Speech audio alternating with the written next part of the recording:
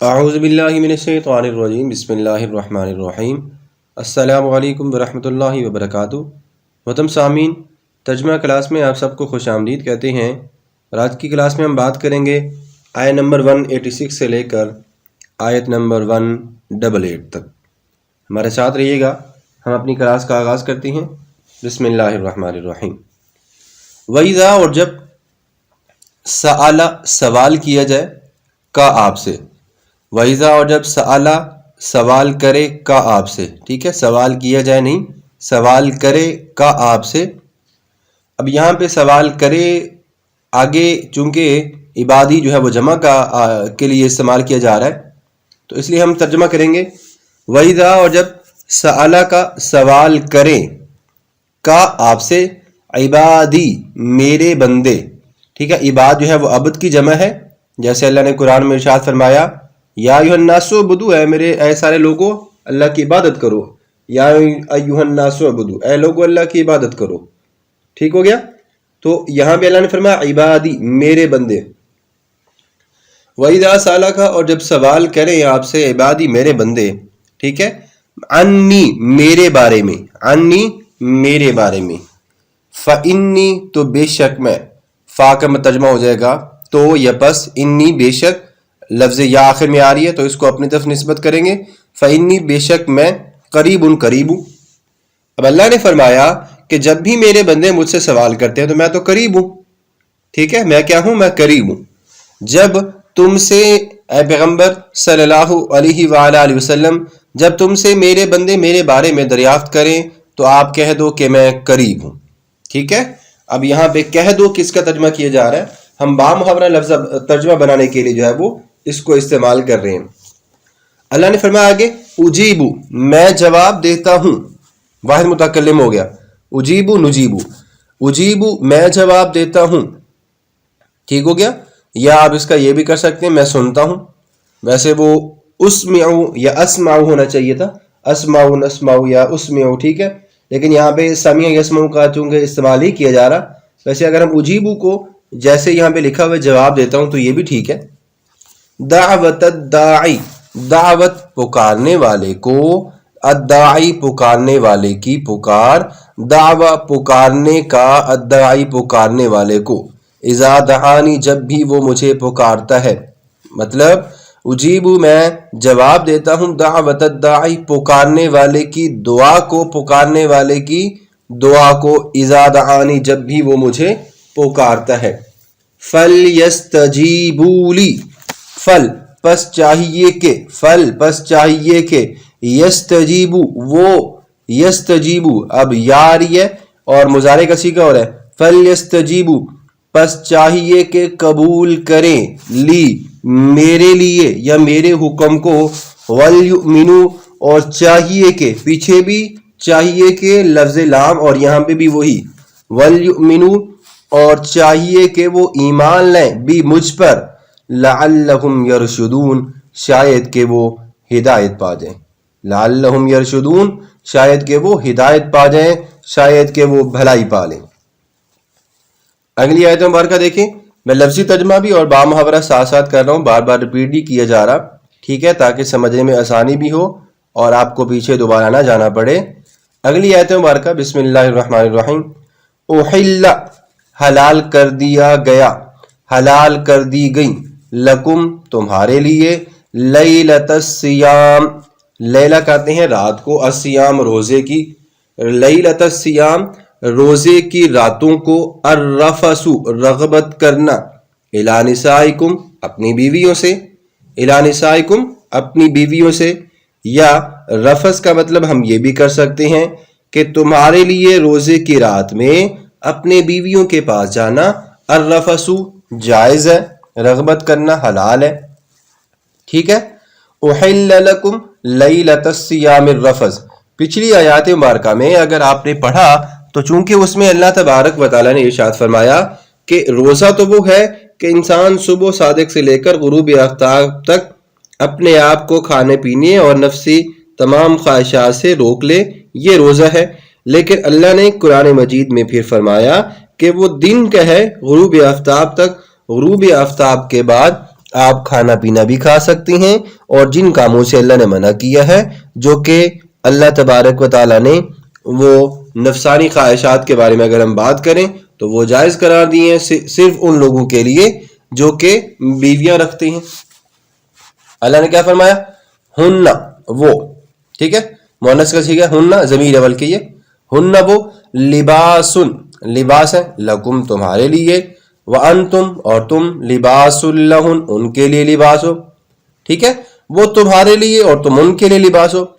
علم اللہ، علم جانتا ہے، اللہ اللہ تبارک و تعالی، یا جان لیا اللہ نے، انکم کہ بے شک تم کنتم تھے تختانون خیانت کرتے انفسکم اپنے آپ میں۔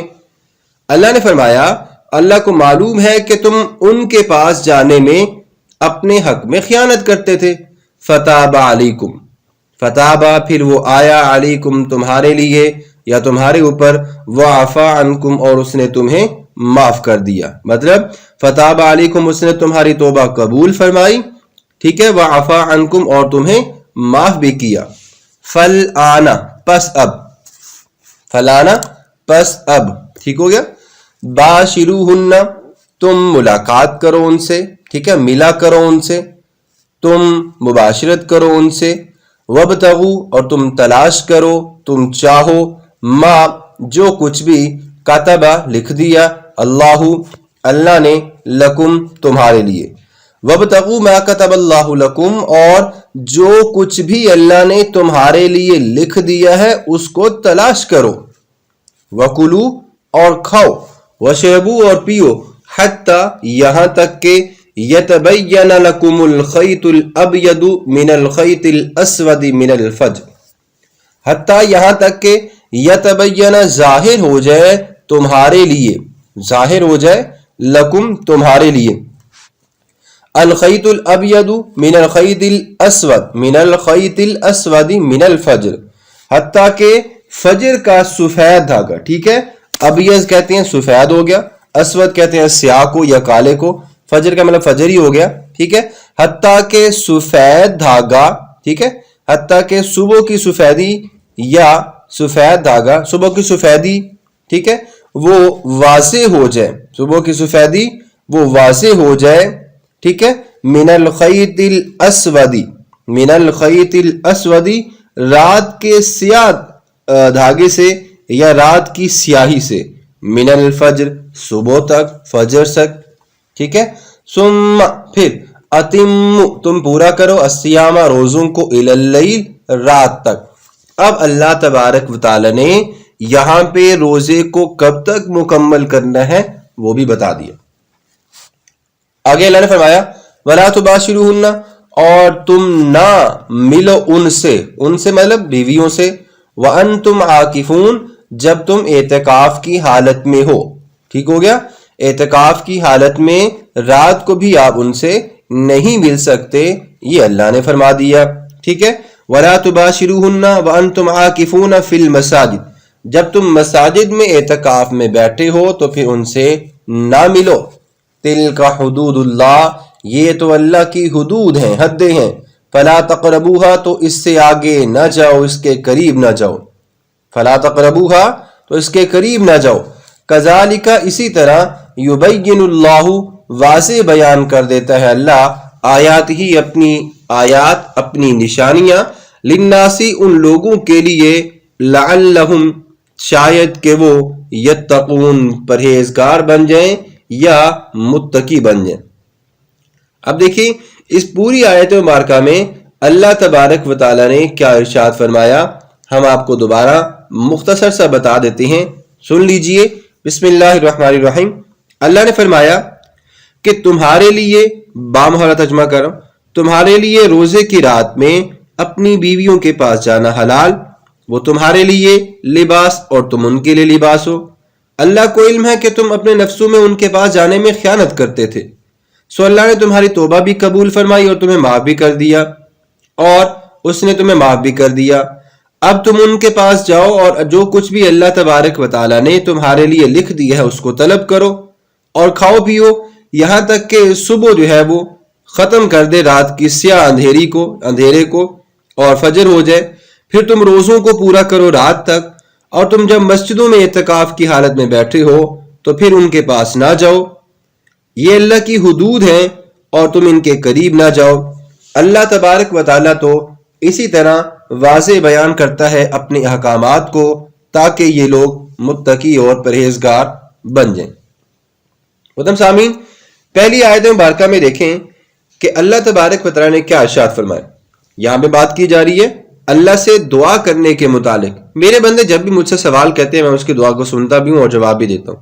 تو اس کا یہ مطلب ہوا کہ اگر ہم اللہ تبارک و تعالیٰ سے کبھی بھی کچھ سوال کریں، کچھ مانگتے ہیں یا دعا کرتے ہیں تو اللہ ہماری دعا کو ضرور سنتا ہے، اور اگر ہماری دعا فوراً قبول نہیں ہوتی تو اس کا یہ مطلب ہرگز نہیں کہ دعا رد ہو گئی۔ آپ حضور نبی کریم صلی اللہ علیہ وسلم کے وسیلے سے دعا مانگیں تو آپ کی دعا ضرور قبول ہوتی ہے، لیکن اگر اس کا اجر فوراً نہیں ملتا تو اس کا یہ مطلب نہیں ہے کہ وہ قبول نہیں ہوئی، بلکہ آپ کو اللہ تبارک و تعالیٰ اس کا اجر جو ہے وہ آخرت میں دے دے گا۔ لیکن وہ دعا جو ہے جو آپ نے خلوص دل سے مانگی ہو وہ ضرور قبول کی جاتی ہے۔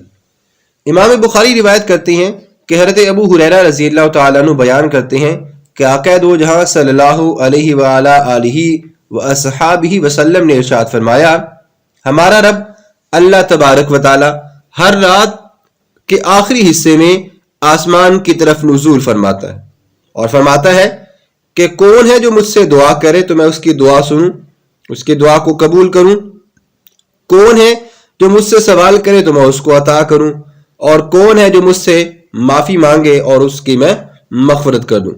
صحیح بخاری جلد نمبر 2 صفحہ نمبر 936۔ اسی طرح امام ترمذی روایت کرتے ہیں کہ حضرت انس بن مالک رضی اللہ تعالیٰ عنہ بیان کرتے ہیں کہ آقا دو جہاں صلی اللہ علیہ وآلہ آلہ وسلم نے ارشاد فرمایا، دعا عبادات کا مغز ہے، مغز۔ جامع ترمذی صفحہ نمبر 486۔ حضرت انس رضی اللہ تعالیٰ عنہ بیان فرماتے ہیں کہ نبی کریم صلی اللہ علیہ وسلم نے ارشاد فرمایا، تم اپنی ہر حاجت کا اللہ سے سوال کرو، حتیٰ کہ جوتی کے تسمے کے ٹوٹنے کا بھی تم اللہ سے سوال کرو۔ جامع ترمذی صفحہ نمبر 486۔ اسی طرح حضرت ابو ہریرہ رضی اللہ تعالیٰ عنہ مزید بیان فرماتے ہیں کہ آقا دو جہاں صلی اللہ علیہ وسلم نے ارشاد فرمایا، جس شخص کو اس سے خوشی ہو کہ اللہ سختیوں اور مصیبتوں میں اس کی دعا قبول کرے، وہ عیش اور آرام میں اللہ تبارک و تعالیٰ سے زیادہ دعا مانگا کرے۔ جامع ترمذی صفحہ نمبر 487۔ اب اگر ہم بات کریں تو دعا آپ کیسے مانگ سکتے ہیں؟ دل میں بھی مانگی جا سکتی ہے، ہاتھ اٹھا کے مانگی جا سکتی ہے، چلتے پھرتے، کھاتے پیتے، اٹھتے سوتے۔ آپ کو معلوم ہوگا کہ نبی کریم صلی اللہ علیہ وسلم نے تو ہمیں بے شمار دعائیں بتائی ہیں، صبح کی الگ ہیں، شام کی الگ ہیں، دوپہر کی الگ ہیں، نمازوں کی الگ ہیں، مسجد میں جانے کی الگ ہیں، واش روم میں جانے کی الگ ہیں، تمام کاموں کی، کھانا کھانے کی، کھانے کے بعد کی، اس کے بعد کپڑا پہننے کی، کپڑا نیا دیکھنا ہے تب ہے، آپ نے آئینہ دیکھنا ہے، آپ نے کوئی چیز کھانی ہے، آپ کو کوئی مصیبت آ گئی، ہر موقع پر آقا دو جہاں صلی اللہ علیہ وسلم نے ہمیں مختلف دعائیں جو ہے وہ بتائی ہیں۔ حضرت سلمان فارسی رضی اللہ تعالیٰ عنہ بیان کرتے ہیں کہ نبی کریم صلی اللہ علیہ وآلہ آلہ وسلم نے ارشاد فرمایا، تمہارا رب بڑا حیا والا ہے اور کریم ہے، جب اس کا کوئی بندہ اس کی طرف اپنے دونوں ہاتھ کو اٹھاتا ہے تو وہ ان کو خالی لٹانے سے بھی حیا فرماتا ہے۔ سنن ابی داؤد جلد نمبر 1 صفحہ نمبر 209۔ اسی طرح حضرت ابن عباس رضی اللہ تعالیٰ عنہ بھی بیان فرماتے ہیں کہ اگر آپ اللہ سے دعا مانگو تو اس کا طریقہ یہ ہے کہ اپنے دونوں ہاتھوں کو اپنے کندھوں کے برابر اٹھا لو، اور اس کے بعد استغفار کا طریقہ یہ ہے کہ آپ اللہ تبارک و تعالیٰ سے بار بار دعا کرو تو اللہ ضرور دعا قبول کرتے ہیں۔ سنن ابی داؤد۔ اسی طرح حضرت عمر بن الخطاب رضی اللہ تعالیٰ عنہ بیان فرماتے ہیں کہ آقا دو جہاں صلی اللہ علیہ وسلم دعا میں ہاتھ بلند کرتے اور ہاتھوں کو نیچے نہ گراتے، حتیٰ کہ ان کو چہرے پر مل لیتے تھے۔ جامع ترمذی صفحہ نمبر 488۔ اسی طرح اگر ہم بات کریں مختصر سی، یہ جو ویڈیو ہے تھوڑی سی بڑی ہو جائے گی، لیکن چونکہ اس میں مسئلے مسائل بہت زیادہ ہیں، مسائل کی زیادہ تعداد آ رہی ہے، تو اس سے سوچا آپ کو بتاتے چلیں۔ فرض نمازوں کے بعد دعا کرنے کے متعلق مختلف احادیث، 2-3 آپ کے سامنے احادیث ہم آپ کو بیان کر دیتے ہیں، پھر انشاءاللہ اگلی آیت کی طرف بڑھتے ہیں۔ حضرت ابو امامہ رضی اللہ تعالیٰ عنہ بیان کرتے ہیں کہ عرض کیا گیا یا رسول اللہ صلی اللہ علیہ وسلم کس کی دعا زیادہ مقبول ہوتی ہے؟ آپ نے فرمایا رات کے آخری حصے میں اور فرض نمازوں کے بعد مانگی گئی دعا، جامع ترمذی صفحہ نمبر 504۔ اسی طرح حضرت سعد رضی اللہ تعالیٰ عنہ بیان کرتے ہیں کہ نبی کریم صلی اللہ علیہ وسلم نماز کے بعد ان کلمات سے اللہ کی پناہ چاہتے تھے: اے اللہ میں بزدلی سے تیری پناہ میں آتا ہوں، میں بخل سے تیری پناہ میں آتا ہوں، میں دنیا کے فتنے اور عذاب قبر سے تیری پناہ میں آتا ہوں، جامع ترمذی صفحہ نمبر 513۔ محترم سامعین، آپ یہ بھی دیکھیں کہ حضرت مغیرہ بن شعبہ رضی اللہ تعالیٰ بیان کرتے ہیں کہ نبی کریم صلی اللہ علیہ وسلم سلام پھیرنے کے بعد یہ بھی پڑھا کرتے تھے: لا الہ الا اللہ وحدہ لا شریک لہ لہ الملک ولہ الحمد وہو علی کل شیء قدیر اللہم لا مانع لما اعطیت ولا معطی لما منعت ولا ینفع ذا الجد منک الجد۔ المصنف جلد نمبر 10 صفحہ نمبر 231۔ اسی طرح آپ صلی اللہ علیہ وسلم نماز کے بعد یہ بھی پڑھا کرتے تھے: اللہم انت السلام ومنک السلام تبارکت یا ذا الجلال والاکرام۔ المصنف جلد نمبر 10 صفحہ نمبر 232۔ اسی طرح آپ بے شمار ایسے کلمات ہیں جو کہ نماز کے بعد پڑھا کرتے تھے۔ چلیں محترم سامعین، ویڈیو زیادہ بڑی ہو رہی ہے تو ہم اگلی آیات کی طرف جو ہے وہ توجہ کرتے ہیں اور اگلی آیت کی طرف چلتے ہیں۔ اگلی آیت مبارکہ میں آپ دیکھیں کہ اللہ تبارک و تعالی نے ہمیں کیا ارشاد فرمایا۔ ویسے اگر ہم بات کریں تو دعا کی قبول ہونے کی کچھ شرائط بھی ہیں، اور دعا قبول نہیں ہوتی تو اس کی بھی کچھ شرائط ہوتی ہیں۔ دعا آپ کب مانگ سکتے ہیں، اس کے لیے بھی آپ نے جو ہے وہ اللہ تبارک و تعالی نے کچھ اصول بتائے ہیں۔ خیر، آگے ہم بات کرتے ہیں کہ اللہ تبارک و تعالی نے اگلی آیت مبارکہ میں کیا فرمایا۔ حضرت معاذ بن جبل رضی اللہ تعالیٰ بیان کرتے ہیں کہ پہلے مسلمان سونے سے پہلے کھاتے پیتے رہتے اور جماع کرتے رہتے، اور سونے کے بعد کھانے پینے اور جماع کو چھوڑ دیتے۔ ابو سلمہ نام کا ایک انصاری شخص زمین میں کھیتی باڑی کرتا تھا۔ افطار کے وقت وہ سو گیا اور صبح روزے کے ساتھ کی، وہ بھوک پیاس سے بے حال ہو گیا۔ آپ صلی اللہ علیہ وسلم نے اس کو دیکھ کر پوچھا کہ کیا ہوا؟ اس نے واقعہ بیان کیا۔ ادھر دوسرے شخص نے خیانت کی اور بیوی سے اس کے سونے کے بعد جماع کر لیا تو یہ آیت مبارکہ نازل ہوئی۔ جامع البیان جلد نمبر 2 صفحہ نمبر 95۔ سفید دھاگے اور کالے دھاگے کا بیان اور طلوع فجر کے بعد سحری کھانے کی ممانعت۔ ٹھیک ہے، دوبارہ دیکھیں۔ حضرت عدی بن حاتم رضی اللہ تعالیٰ عنہ بیان کرتے ہیں کہ میں رسول اللہ صلی اللہ علیہ وسلم کی خدمت میں حاضر ہوا، آپ نے مجھے اسلام کی تعلیم دی اور ہر نماز کے وقت میں نماز پڑھنا سیکھنا چاہتا تھا۔ پھر فرمایا کہ جب رمضان ہے تو کھاتے پیتے رہنا حتیٰ کہ فجر کا سفید دھاگا رات کے سیاہ دھاگے سے ممتاز ہو جائے، پھر رات تک روزہ پورا کرنا۔ حضرت عدی بن حاتم کہتے ہیں کہ میں سمجھ نہیں سکا کہ کالے اور سفید دھاگے سے مراد کیا ہے۔ میں فجر تک ان دونوں دھاگوں کو دیکھتا رہا، وہ مجھے ایک جیسے دکھائی دیے۔ پھر میں نبی کریم صلی اللہ علیہ وسلم کے پاس آیا، پھر میں نے کہا یا رسول اللہ صلی اللہ علیہ وسلم، ہر وہ چیز جس کی آپ نے مجھے وصیت کی تھی مجھے یاد ہے، البتہ سفید دھاگے اور کالے دھاگے کا مطلب مجھے یاد نہیں۔ آپ صلی اللہ علیہ وسلم مسکرائے اور آپ کو معلوم ہو گیا کہ میں نے کیا کہا تھا۔ میں نے کہا میں نے ان دونوں دھاگوں کو بٹ لیا اور رات بھر انہیں دیکھتا رہا، یہ مجھے تو ایک جیسے دکھائی دیے۔ آپ صلی اللہ علیہ وسلم پھر مسکرا دیے، حتیٰ کہ آپ کی داڑھی بھی، آپ کی جو داڑھی ہے وہ بھی دکھائی دینے لگی۔ پھر آپ نے فرمایا میں نے تم سے فجر کا لفظ نہیں کہا تھا، اس سے مراد رات کی سیاہی اور دن کی سفیدی ہے۔ جامع البیان جلد نمبر 2 صفحہ نمبر 100۔ اسی طرح حضرت عبداللہ بن عمر رضی اللہ تعالیٰ عنہ بیان کرتے ہیں کہ نبی کریم صلی اللہ علیہ وسلم نے ارشاد فرمایا کہ بلال رات کو اذان دیتے ہیں، تم کھاتے پیتے رہو حتیٰ کہ ابن ام مکتوم اذان دیں۔ صحیح بخاری جلد نمبر 1 صفحہ نمبر 86 اور 87۔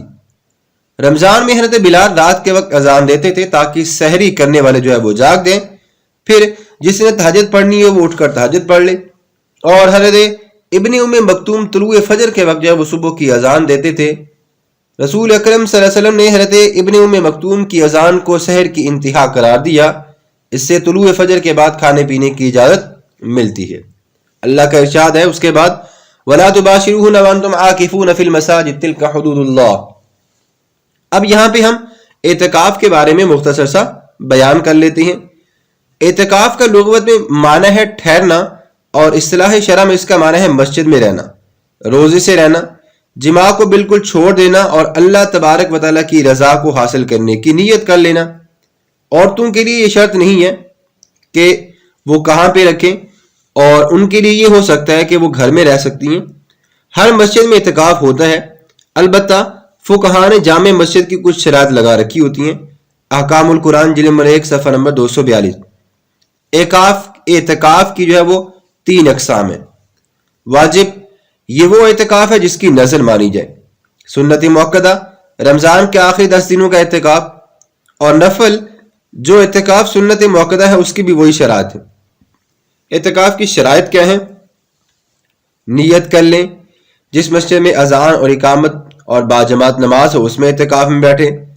اعتکاف میں روزہ ضروری ہے، نفل ضروری نہیں ہے، ٹھیک ہے؟ اگر آپ نفل اعتکاف بیٹھتے ہیں تو اس میں روزہ شرط نہیں ہے۔ اسی طرح اسلام، عقل کا ہونا، جنابت، حیض، نفاس سے پاک ہونا، بالغ ہونا اعتکاف کے لیے شرط نہیں ہے۔ نہ آزاد ہونا اور مرد ہونا، عورتیں گھر میں نماز کی جگہ کو اعتکاف کے لیے مخصوص کر سکتی ہیں۔ معتکف کے آداب بے شمار ہیں، معتکف نے کیا کیا کام کرنے ہوتے ہیں اور اس سے کون کون سے ایسے کام سر انجام ہو جاتے ہیں، یہ انشاءاللہ جب رمضان مبارک کا مہینہ آئے گا تو انشاءاللہ ہم آپ کے سامنے ان آیات مبارکہ کی مزید تشریح جو ہے وہ بیان کریں گے۔ آخری آیت مبارکہ ہم شروع کرتے ہیں، اس کے بعد آج کے لیکچر کا اختتام کرتے ہیں۔ اللہ نے فرمایا وَلَا تَأْكُلُوا، اور تم نہ کھاؤ، اموالکم اپنے مالوں کو، بینکم آپس میں، بالباطل ناحق طریقے کے ساتھ، بالباطل ناحق طریقے کے ساتھ، وَتُدْلُوا بِهَا، اور تم انہیں نہ لے جاؤ، اور انہیں نہ لے جاؤ، اِلَى الْحُكَّامِ، حاکموں کی طرف، کس غرض سے؟ رشوت کی غرض سے، لِتَأْكُلُوا فَرِيقًا، تاکہ کھائے ایک گروہ، من اموال الناس، لِتَأْكُلُوا، تاکہ کھائے فریقاً ایک گروہ، من اموال الناس، لوگوں کے مال کا کچھ حصہ، بالاسم، گناہ کے ساتھ، گناہ کے ساتھ، وَأَنْتُمْ تَعْلَمُونَ، اور تم جانتے ہو، وَأَنْتُمْ تَعْلَمُونَ، اور تم جانتے ہو۔ اللہ نے فرمایا اور ایک دوسرے کا مال آپس میں نہ حق نہ کھاؤ بطور رشوت، وہ مال حاکموں کو بھی نہ دو، تاکہ تم میں سے کوئی بھی جان بوجھ کر لوگوں کا کچھ مال گناہ کے ساتھ نہ کھائے اور تم جانتے بھی ہو۔ تو تم سامعین دیکھیں ذرا اس آیت مبارکہ میں اللہ نے کیا فرمایا۔ نبی کریم صلی اللہ علیہ وسلم نے اللہ کی بتائی ہوئی بات کو حرف بحرف بیان فرما دیا۔ اس کا معنی یہ ہے کہ کوئی شخص کسی کا مال نہ حق نہ کھائے، جوا، سود، دھوکے سے لیا ہوا مال، غصب شدہ مال، کسی کے حق کا انکار، کسی کی مزدوری، اجرت یا کرائے کا انکار کر کے اس کا حق مال لینا، وہ مال جس کو شریعت نے حرام کر دیا، مثلا فاحشہ کی اجرت اور شراب اور مردار کی قیمت، یہ جتنے بھی قسم کے جو ہے وہ مال بنتے ہیں، ان سب کا کھانا بھی اور ان کو استعمال کرنا بھی ناجائز ہے۔ مال حرام کرنے سے صدقہ کر لیں، اس کا شرعی حکم کیا ہے؟ مثلا ایک انسان جو ہے وہ حرام مال کماتا ہے اور وہ کہتا ہے کہ اس کو وہ صدقہ کر لے، تو اس کے بارے میں کیا بات کی جاتی ہے؟ علامہ ابن عابدین شامی حنفی لکھتے ہیں، ظہیریہ میں لکھا ہے کہ ایک شخص نے ثواب کی نیت سے فقیر کو مال حرام میں سے کچھ دیا تو وہ کافر ہو جائے گا، اور اگر فقیر کو معلوم تھا اور اس نے دینے والے کے لیے دعا کی اور اس نے آمین کہی تو وہ دونوں کافر ہو جائیں گے۔ ٹھیک ہے، میں کہتا ہوں کہ یہ مسئلہ فقیر کو دینے کے ساتھ خاص نہیں، بلکہ اگر اس نے ثواب کی نیت سے مسجد بنائی اور کوئی مالی عبادت کی تو وہ کافر۔ البتہ مسئلے میں یہ قید ہے، یہ تھوڑا سا الگ ہے کہ کیونکہ صدقہ جو ہے وہ ثواب کی امید رکھنا اور ان کو حلال سمجھنے پر موقوف ہے۔ رد المختار جلد نمبر 2 صفحہ نمبر 26۔ اسی طرح اگر ہم بات کریں تو گانے بجانے کی جو حرمت ہے وہ ضمنی ہے، داڑھی منڈوانے کی جو اجرت ہے، بندے نائی کے پاس جاتے ہیں داڑھی منڈواتے ہیں تو ان کی جو اجرت، فوٹوگرافی کی اجرت، سینما کی آمدنی، اداکاروں کی آمدنی، رقص کی اجرت، فلم کی ویڈیو، کیسٹ کاروبار، جتنی بھی ہیں یہ فضول چیزیں، جانداروں کی تصویریں بنانے والے پینٹرز کی آمدنی، کاہن اور نجومی، ان سب کی آمدنی یہ حرام ہے اور ضمنی ہے۔ اگر اس مال سے صدقہ کیا جائے اور ثواب کی امید رکھی جائے تو کچھ حد تک جو ہے وہ کفر نہیں ہے، لیکن سخت حرام، شدید گناہ کبیرہ اور بڑی کھلی گمراہی ہے۔ اسی طرح اگر کسی انسان کے پاس رشوت، چوری، سود، غصب یا کوئی اور ناجائز طریقے سے حاصل کیا ہوا مال ہو اور اب وہ خوف خدا سے اس مال کے وبال سے نجات حاصل کرنا چاہتا ہے تو وہ مال اس شخص کو واپس کر دے. لیکن اگر وہ شخص فوت ہو چکا ہو تو پھر وہ اس کے وارثوں کو مال واپس کر دے. اور یہ ضروری نہیں کہ وہ ان کو بتائے کہ یہ میں نے مال جو ہے وہ تمہارے فلاں فلاں سے اس طریقے سے لیا تھا، بس یہ کہہ دے کہ میری مغفرت کر دی، مجھے معاف کر دیے جائے. ٹھیک ہو گیا.